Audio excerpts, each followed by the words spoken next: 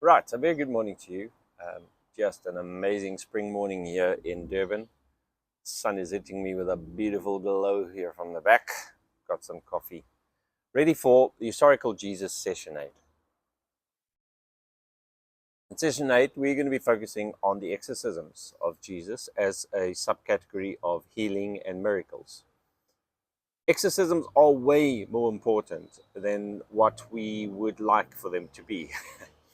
Primarily because most modern people view demon possession as a phenomena that can be explained by psychosomatic and mental problems, mental conditions. So to give such a lot of weight to exorcism in the life of Jesus is quite controversial then. So let's have a look at this. What does exorcism mean to the people around Jesus, his followers? What does it mean to his disciples? Does it mean he is God? What does he think of the miracles, the nature miracles, the exorcisms? How does he perceive that? So it's a very, very interesting topic. And of course, we're following E.P. Sanders in his work on the historical Jesus, one of the best ever written at the turn of the 20th century. And so let's have a look. Right. So exorcisms is such a significant subcategory of healing that it needs its own little section in here. Exorcism had grown since the days of the Hebrew Bible, because not a lot of people realize this, but in the Hebrew Bible, you're not going to find an exorcist going around casting out demons, right? And that's mainly because the apocalyptic view of demons everywhere and ruling things and creating havoc on earth is more a Second Temple Jewish idea, which is of course inherited then by the New Testament. But you won't find this type of thing in the very early Torah, for instance. But it seems like exorcisms is the most important type of cure in the Synoptic Gospels. The sheer volume makes it likely that Jesus had a reputation specifically as an exorcist. The passages containing exorcisms in the Synoptics make it clear that it was a well-known phenomenon that was also practiced by other people, right? And this is the one thing, Christians, we have to get our heads around this, that Jesus wasn't the only one going around healing, doing miracles, and exorcising demons. It's incredibly important to get your mind in the first century frame, right? To think logically about what's actually going on here. Erratic behavior seems to have been the general sign of demon possession, possibly epileptic episodes. The authors of the Gospels and their sources, they expand on Jesus' reputation as specifically an exorcist. But it is unlikely that they created the theme altogether. So this is the way that historicists like to think about this, is it likely that this is something that the gospel writers would have invented?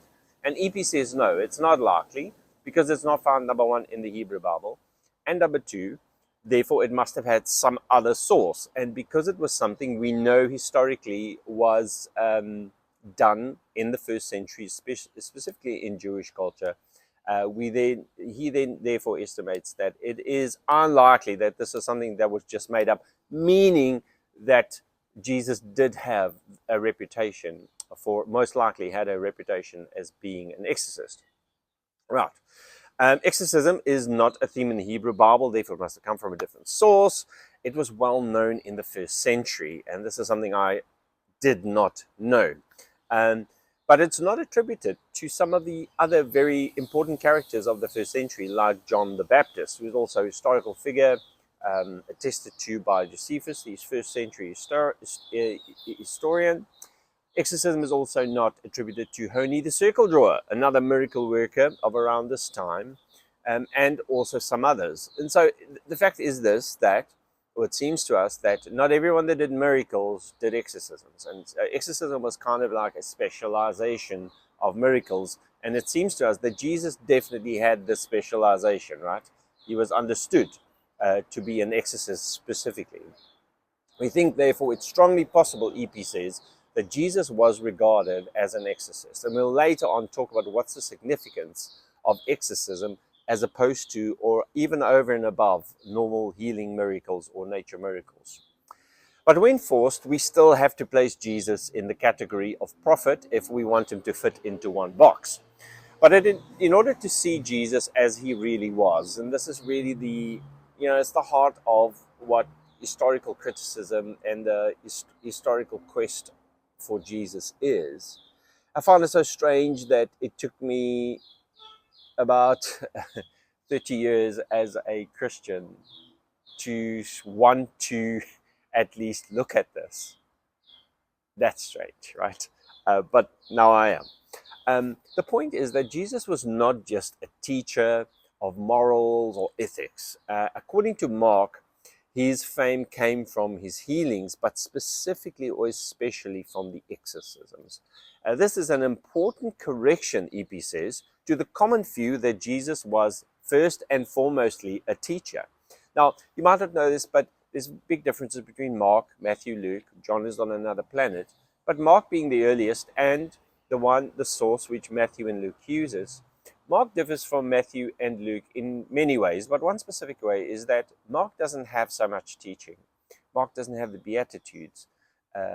Matthew has blocks of teaching that he clumps together and adds into the narrative.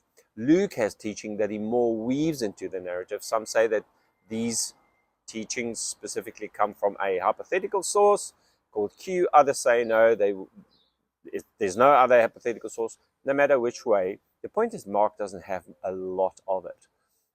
And so in Mark, if we take this as an early portrayal of Jesus' life, teaching was not the main thing. The main thing seems to be these exorcisms. It was the exorcisms, healings and exorcisms, that seem to have spread the fame of Jesus.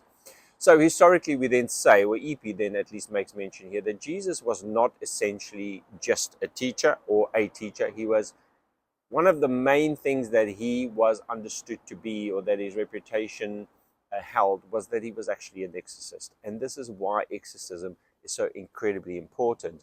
We'll mention it a little bit later, but I'll just say it here, that exorcism falls very well within the apocalyptic framework of the first century. And this is possibly why there's so much emphasis on this in Mark. We'll say a little bit more about that later. Let's first start with some of the nature miracles. So these are exorcisms combined with nature miracles. One of the most interesting stories, of course, is the healing of the uncontrollable demoniac at Gemara or Gerasa, depending on which gospel you read. The demoniac maniac is tormented. He's tormented day and night. He's amongst the mountains and the tombs. And when Jesus sees the demoniac, cries out, "What have we to do with you, Jesus, Son of the Most High God?"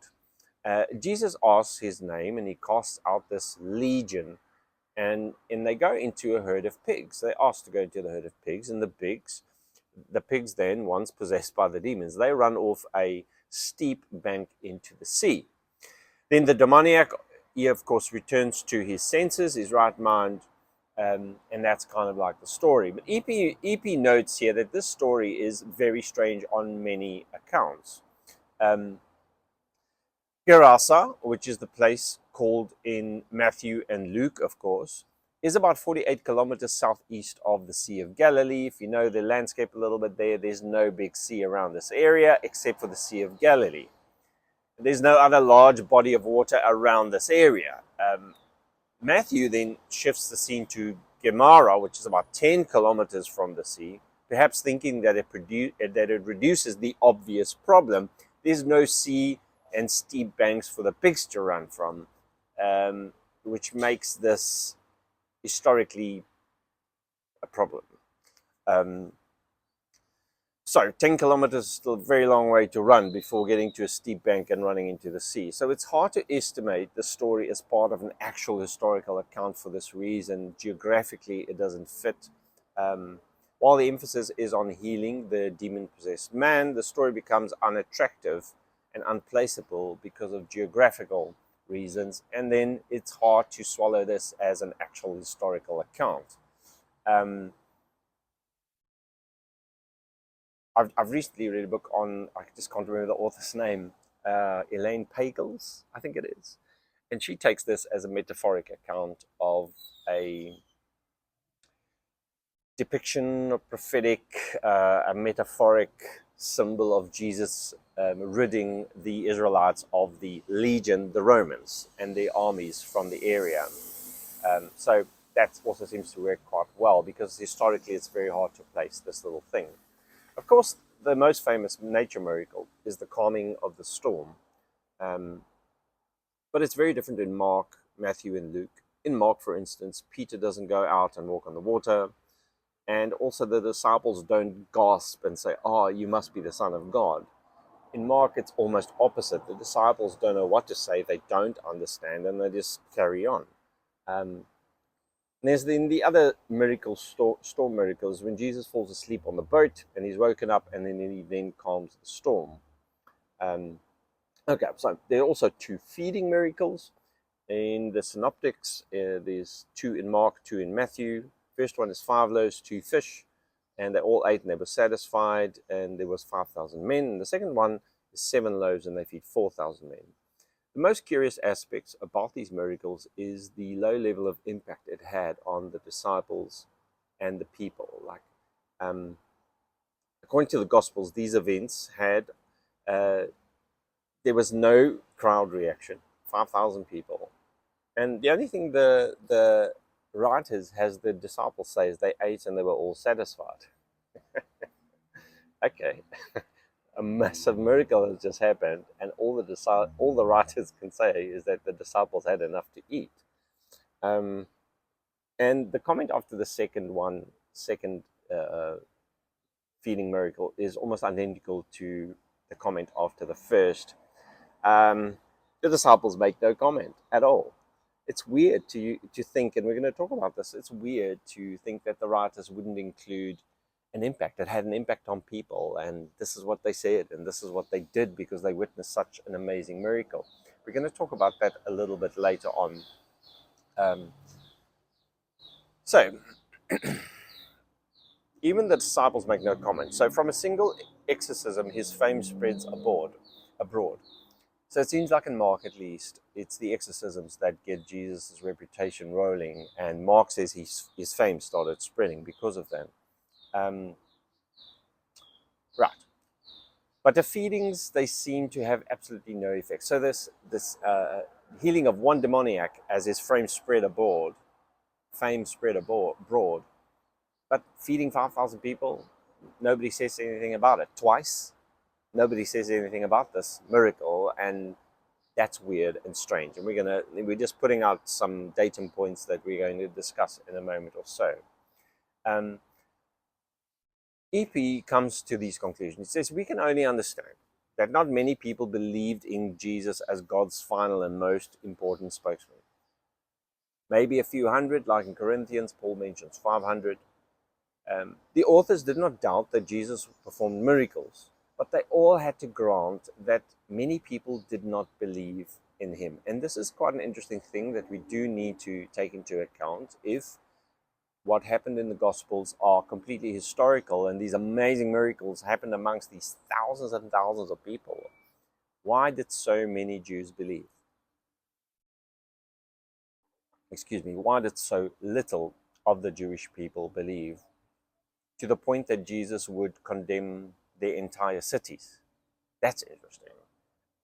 Entire cities condemning them. But at the one end, we have thousands receiving miracles, and the other end, very little believed and followed. It was really interesting, and there's this tension. I think we spoke about it last time. There's a tension between this, and we'll expand on it a little bit later. But it leaves us with a definite dilemma. Mark, in particular, deals with this dilemma by saying that Jesus keeps on commanding silence. And so Mark it's called the Messianic secret, and it seems like Mark is trying to reconcile the fact that it was such great miracles, such amazing things, but hardly anyone followed. He reconciles this by telling us that Jesus always commanded silence. And so the reason why so many people didn't believe and follow was because Jesus always commanded silence. So perhaps many did not believe because Jesus kept things on the lowdown on purpose. This tension probably arises, and this is EP's comment on this, and it's something to really think about. He says the tension that I've just mentioned probably arises from the difference between actual history and the reported history. In other words, what actually happened and the accounts that are left for us. And he says, therefore, it can be reasoned historically that there was literal response because there were very few major miracles, while in the Gospels, in the reported accounts, there were many major miracles, but inexplicably little response. So there's this tension. And so EP says possibly Jesus' miracles were actually, in the historical sense, relatively minor. They were exciting the audience in the moment, but people could walk away from that and not be so convinced by it. Now that seems crazy to us, because if we saw someone walking on water, or feeding 5,000 with 5 loaves and 2 fish, we would possibly be convinced, some of us. But it didn't seem to convince many people back then. So EP's conclusion is that the writers are possibly exaggerating some of these things, and that in reality, two things. The miracles were not as great as reported, so they're slightly maybe exaggerated. Numbers are exaggerated, rounded up, like some great pastors have the ability to do, evangelists. But secondly, that miracles just wasn't that much of a big deal back then. And that seems strange to hear if you're living in 2025. But it was a completely different world back then. Nobody reasoned from a place of rationalism. The modern era, the Enlightenment had not dawned. People believed absolutely in miracles all around them. Gods were moving everything. Gods are the source for all things natural. And well, there was no real idea of a supernatural. Everything was really natural, but moved by the gods. So the point is that back then, a miracle would not have had such a great impact as it would have today, because today we will rationalize it. But anyway, let's leave that as it is, and we'll say a little bit more about that later. Let's talk about the significance of Jesus' miracles. When we look back at miracles today from a modern perspective, of course, modern people like us, we try often to rationalize some of these miracles. Some of the explanations that have been given are, of course, psychosomatic phenomena. I'm not going to go into any of these. Some of them could have been coincidental. Others could be only apparent. Some could be due to group psychology, and some of them could be legends. In other words, stories that evolve and become more and more spectacular as time goes on. Now, the need for rational explanation, however, as I've said, is really a modern one. It's really, since the Enlightenment, that people want to rationalize these things because they don't believe miracles can happen. But ancient people attributed supernatural powers to everything. And they didn't have the need, as we have, to try and explain all of that. So the more important question of our task here is not, whether exactly the miracles happen as they are stated, but really, how did the contemporaries of Jesus view the miracles? What was the significance of these miracles to the people around him? And also the followers of Jesus. Like, what impact did it have on Peter and John that Jesus healed the 5,000? What could it have? To give you a little bit of food for thought here, it didn't have enough impact on them that they didn't flee when he was arrested. Put that in your pipe and just smoke it a little bit slowly. And you realize it didn't have such a great impact on them as we would like for it to be, or at least as we would have imagined it to be. The reason Christianity didn't start because of Jesus' miracles, it started because of the claims of the resurrection. We'll get to that in a moment. Right, so what significance we said that? So the people who came for miracles from Jesus would have viewed them in the light of their own past and their own present. In other words, first century Greco-Roman, Palestinian, whatever was going on there, that's their context. Most people had no difficulty believing in miracles.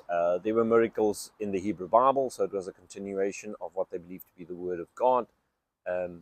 So it wouldn't have been an issue for them. The question of contemporaries was whether it was God working the miracles in Jesus, or it was demonic power. Now here I have to just spend one moment. When you read the Gospels, even the Pharisees are not doubting the miraculous. What the Pharisees and the enemies of Jesus are doubting is the source of the miraculous. In other words, we see here once again that the miraculous was not something they didn't suspect Jesus to be a fraud, really. They just suspected that some of his powers came from the dark side. That's a completely different framework than what we have today. But that's the framework in which the Gospels are written. Nobody suspected fraud, they suspected the wrong supernatural power. So it gives you an idea into the mindset of the people of that time. So the question of contemporaries was whether it was God working the miracles through him. Jesus' enemies didn't suspect fraud, but they suspected demonic power, also part of the apocalyptic system. Now we need to ask a very important question.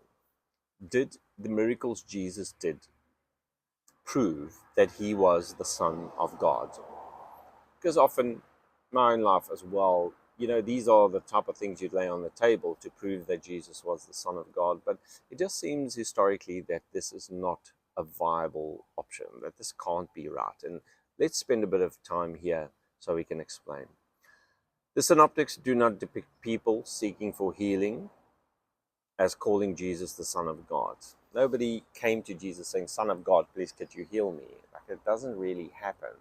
Matthew's version of Jesus walking on water has the disciples say Jesus is Son of God because he walked on the water. But there's a lot of caveats here. Number one, it's the only place where people call Jesus Son of God because of a miracle.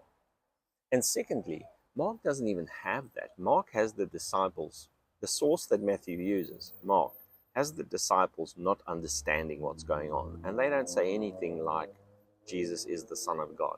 So this isolated incident here has got a lot of problems with it. Number one, because it's isolated. Number two, because it's an adaptation of an earlier account that doesn't have it in it.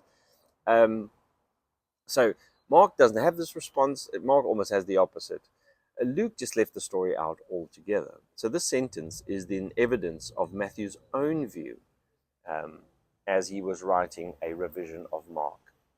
But what would Son of God mean to the people of the first century? So this is actually rather important. If you've never come across this question, this is an important question, and I'm honored to put it in front of you at least for your consideration.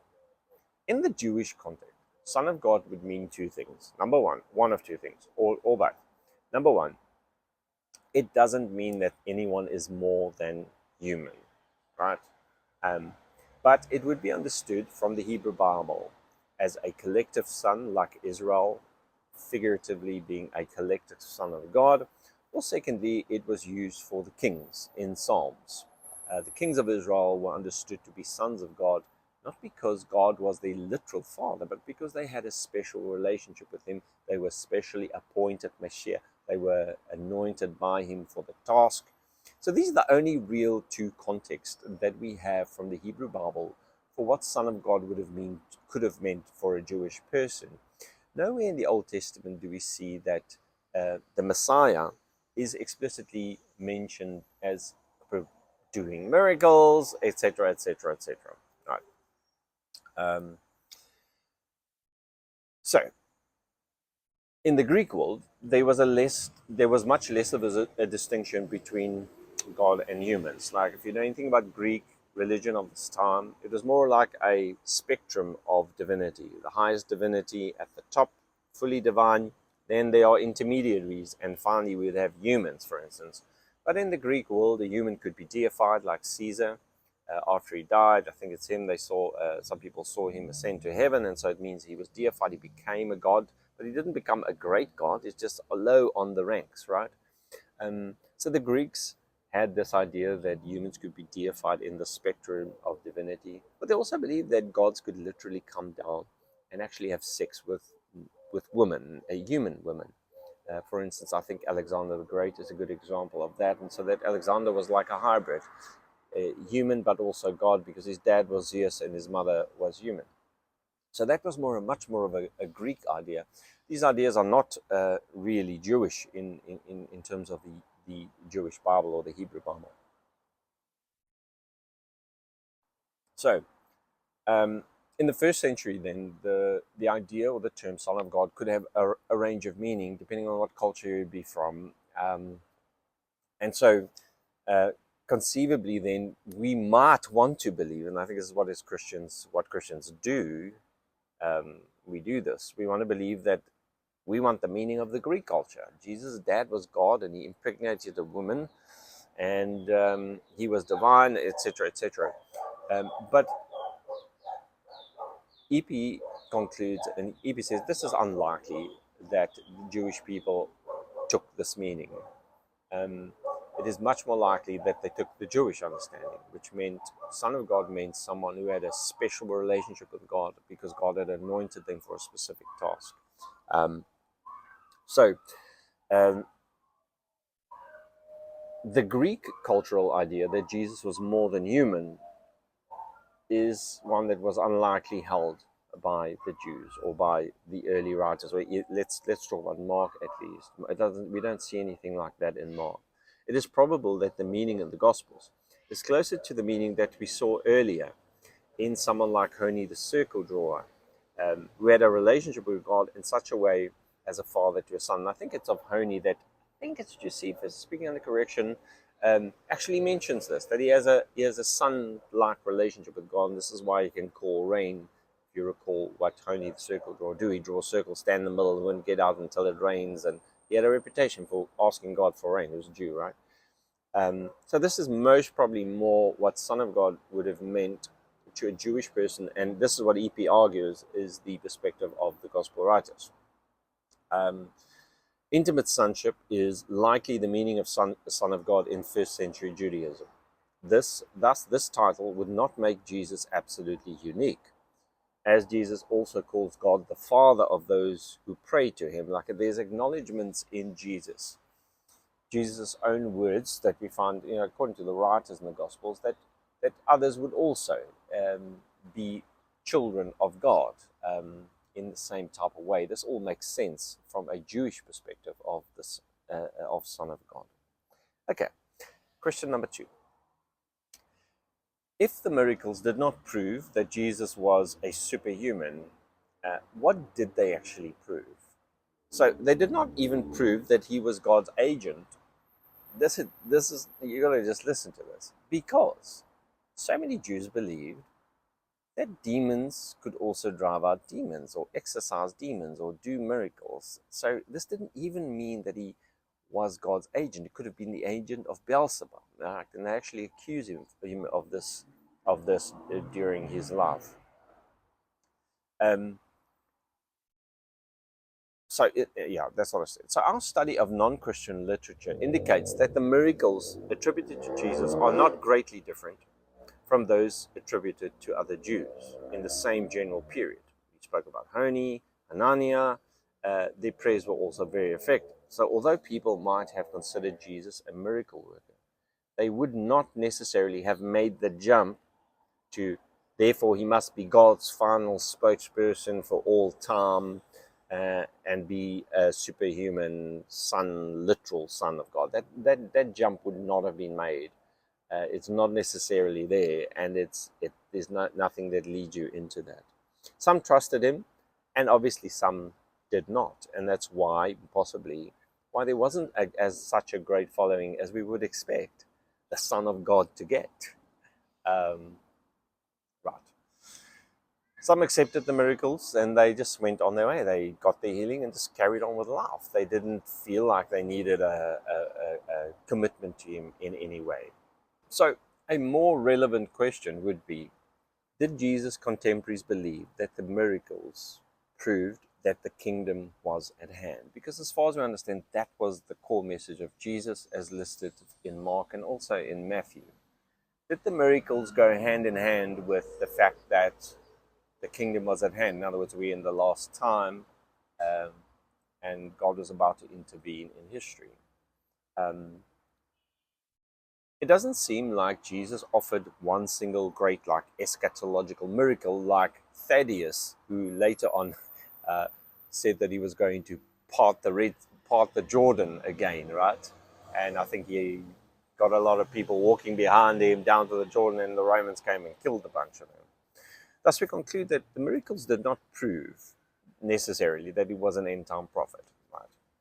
But it seems to be that there were two reasons for Jesus' lack of support amongst his contemporaries, like the Jewish populace. Number one, it's possible that the Gospels are actually exaggerating the miracles, right? That they weren't as significant as they were recorded. We know that the Gospel writers change things. They add angels into situations, like Matthew would take Mark's accounts and he would elaborate them, right? He would add some stuff. Um, we know this. So the first possible reason why the populace did not support Jesus as much as we would think he would was that his miracles probably were less impressive than what the gospel writers report for us. Secondly, miracles did not lead people to make an important commitment to the miracle worker. You know, the guy comes in, does a couple of miracles, and you go back to work the next morning, and he's off to another side, another place. It did not necessarily follow that if someone did a miracle for you, that you believed that they were the Son of God, and you were not going to follow them and sell everything and follow them. We know of accounts where people just refused to do that, like the rich young man just refused to do it. Like, no, I'm not doing it. The disciples were a unique bunch. Most of them illiterate fishermen who believed and followed, and they were promised that they would get back 100-fold for everything they leave in this life, right? And a cherry on the cake would be eternal life. But most people just couldn't concern themselves with this. Most probably, a few Galileans would have heard of some of the miracles, exorcisms, healings, and they would have regarded Jesus as a holy man, someone who is on intimate stance and relationship with God. What can we learn from the disciples or the close followers' response to the miracles? Right. Mark depicts the disciples as having less confidence in Jesus than even some of the strangers. Now, this is something you don't pick up if you don't go sit and read Mark on its own. But in Mark, the disciples are not the brightest. They're not the most loyal. They don't understand. They don't really know who Jesus is until halfway Peter comes to the conclusion that he's Messiah. But none of the disciples ever call him the Son of God. They're just not the sharpest pencils in the packet, as I would say. They're unimpressed by the miracles to some degree. Matthew and Luke gives them a bit more credit, of course, but we can hardly doubt that they fled when he was arrested. So the point EP makes is, look, however great the miracles were, they were not great enough for the disciples to stick with Jesus. And this gives us a broader view into what miracles meant. Back then, it wasn't such a big deal. So,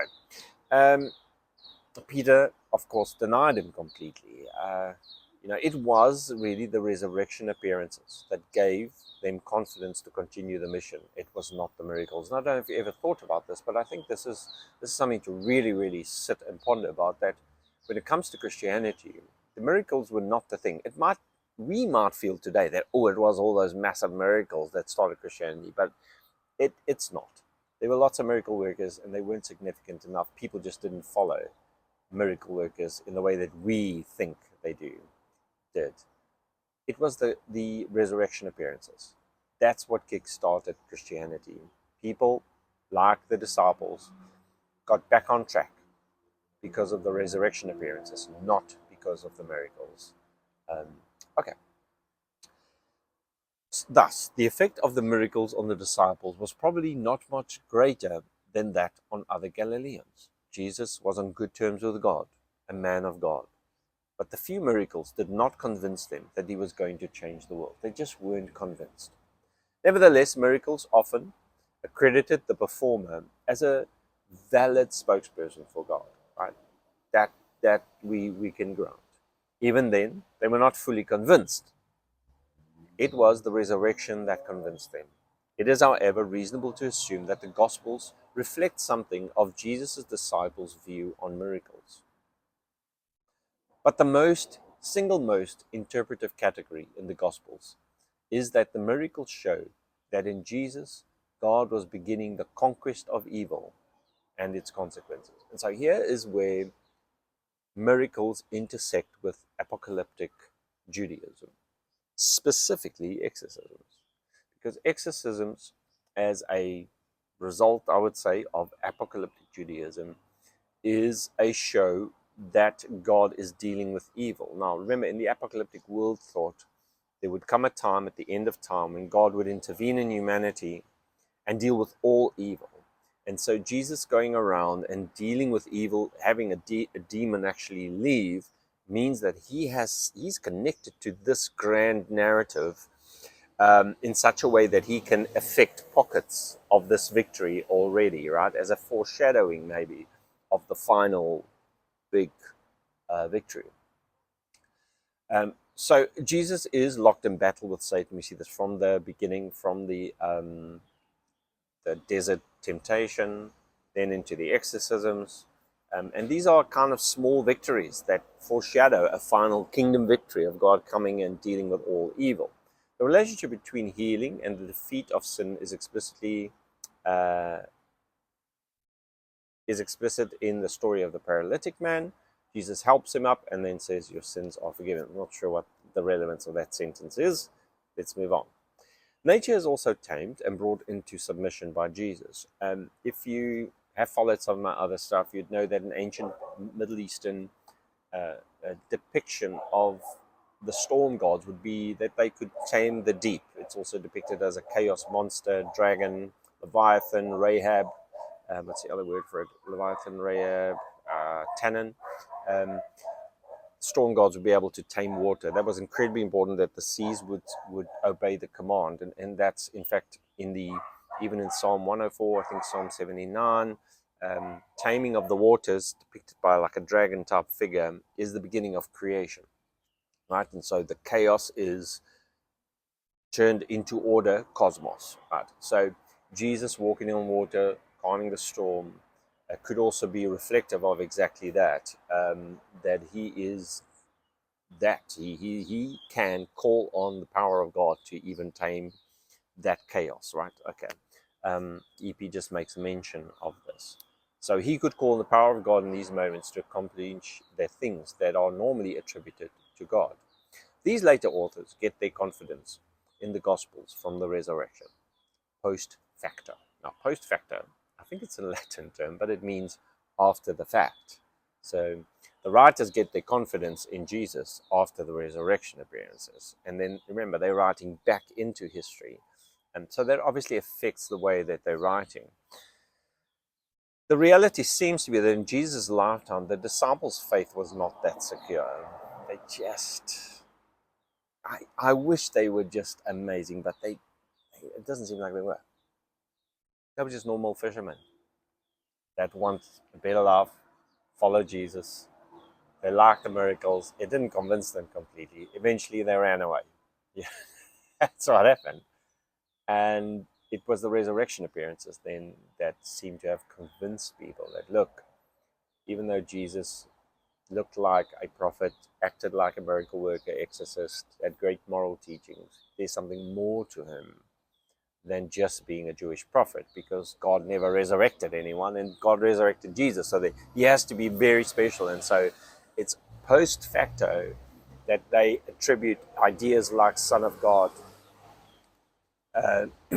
and Son of Man, etc., etc. But anyway, in Jesus' lifetime, the disciples' faith wasn't so secure.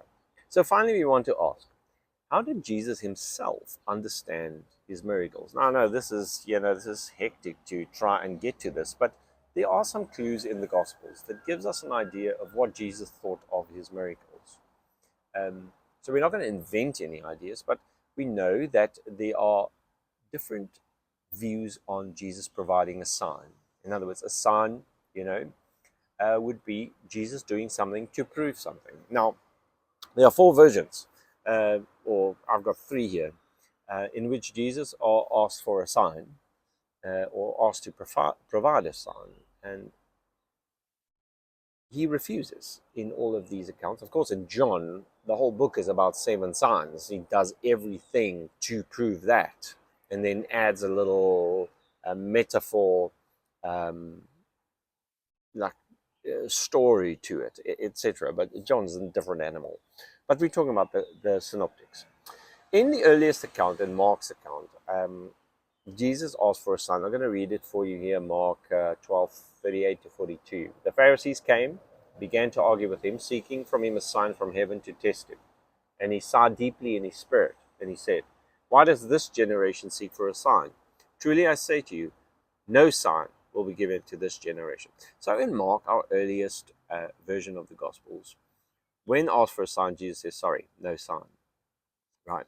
But according to Luke, Jesus says that the Son of Man himself, Jesus, is the sign that is presented to this generation, just like Noah became a sign to the people of Nineveh. I'll read it for you. It's Luke 11:29-32. The people of Nineveh will arise at the judgment with this generation and condemn it, for they repented at the preaching of Jonah, and behold, something greater than Jonah is here. So in Luke we have not that there is no sign, but that Jesus himself is the sign, like Jonah was the sign. But Matthew has two versions, but in one of Matthew's versions, Jesus refers to the sign of Jonah as his own death. So in this particular account, the resurrection is the sign to the people. Right? So we have different versions. So here it's, let me read that portion of Matthew for you. Matthew 16:1-4. As Jonah was 3 days and nights in the belly of the whale, so the Son of Man will be 3 days and nights in the heart of the earth. All right. So we have three different versions of Jesus' response to the question or the demand for a sign. The first one is no sign will be given. The second one is I am the sign, basically. And the third one is no sign, but the resurrection will be your sign. All right. So it's not uncommon for the synoptics to be this way.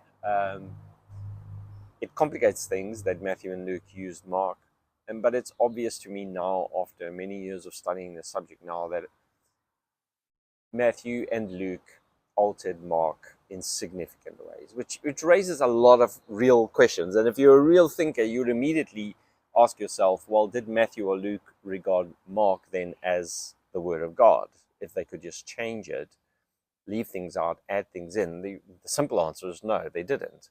None of these people thought they were writing the Bible or the Word of God. They were writing a polemic for belief in Jesus. That's the simplicity of what this history looks like. The layers of calling this a irrefutable historical accounts, that's us. That's not them. They didn't think they were doing that at all.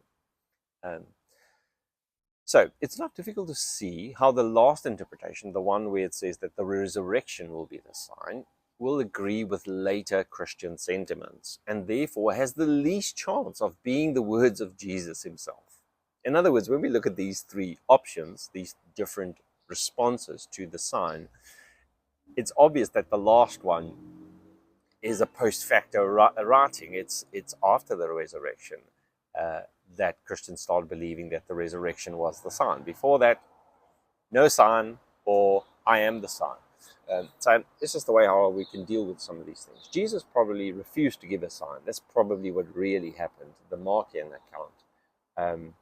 Or possibly vaguely referred to Jonah in that passage or in that situation. But the interpretation of Jesus' own prediction of his death, as we see here in Matthew,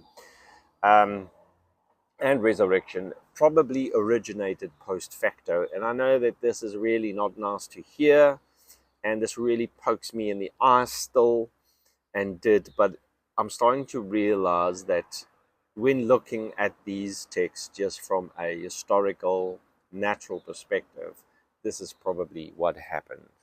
And we see these type of strands that they were projecting things back into the narratives from a later Christian perspective. Remember, Mark, which is the earliest, is written 40 years. That's a whole generation after the life of Jesus. Matthew, Luke, that's another, add 15 to 20 years on top of that. That's a heck of a long time. In an era where there's no internet, there's really very high illiteracy, there's no tape recorders, there's no video recorders. Things evolve. All right.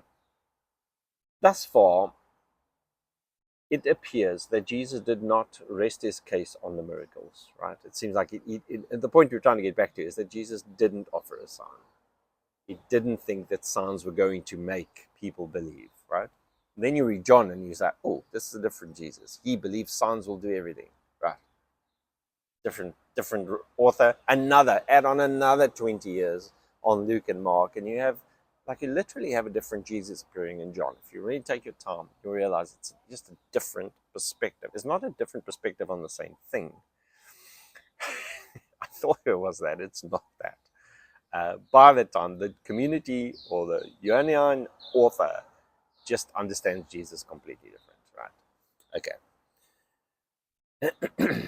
There is one thing in contrast to the idea that Jesus didn't believe that his signs would do anything or his miracles would do anything, and that's found in when Jesus answers John the Baptist. John the Baptist sends someone out to ask Jesus, are you the one? I don't know if you recall that. And Jesus recalls Isaiah 35, where he claims that prophecy is fulfilled in his own ministry. So why would Jesus give proof or use his miracles as proof to John, but not to everybody else? And it's possibly because of the prophetic connection. We now realize that Jesus and John, Jesus kind of in some way, excuse me, was a follower of John. Oh, bless. Hello, Spring. And so maybe Jesus thought that John, knowing the scriptures better and being a prophet himself, would understand it a little bit better. Don't know. But Jesus probably saw his miracles in some way as an indication that a new age was at hand, especially when it came to casting out of demons. And we have Matthew recorded in Matthew 12:28 the following: if I cast out demons by the Spirit of God, the kingdom of God has come upon you. So it does seem like the exorcisms to Jesus, or at least to Matthew's understanding of Jesus, means that the kingdom of God is here. In other words, the end is here, because these are little pockets of victory of good over evil, God over Satan. So it does seem like at least the exorcisms are connected to his message. The kingdom of God is here. Right, one more example can be found in line with this thought. When the disciples noted that demons are subject to his name, he replied, I saw Satan fell like lightning from heaven. Right, so this is also highly apocalyptical. This is not Jesus speaking about Genesis. There's nothing like that in Genesis. That's all Enochian apocrypha that most Christians believe, although it's not in the Bible. But this is Jesus in some prophetic way, at least according to the writer of, is it Matthew here, predicting the fall of the evil forces in the coming of the kingdom of God. This is the beginning of God's victory over evil. So Jesus shared this view with the writers of the Gospels, possibly, right? So Jesus did not try, and let's be finishing off, Jesus did not try to prove himself in big, showy ways. He stayed out of big cities. He asked people to keep silent. When he was asked for a sign, he refused. And most probably that would mean that a lot of the people around him did not understand him, did not understand his eschatological context that he was in at least maybe the portion that he saw his own work in. Miracles on their own did not convey any form of eschatological hope, except for possibly the exorcisms. Even those closest to him remained uncertain of the significance of his deeds. And so that's what we can say about exorcisms, nature miracles, and also healings in general in these last two sessions. We're now going to turn our attention to a very important part, probably the most important topic for me in the search for the historical Jesus, is the idea of the coming of the kingdom of God.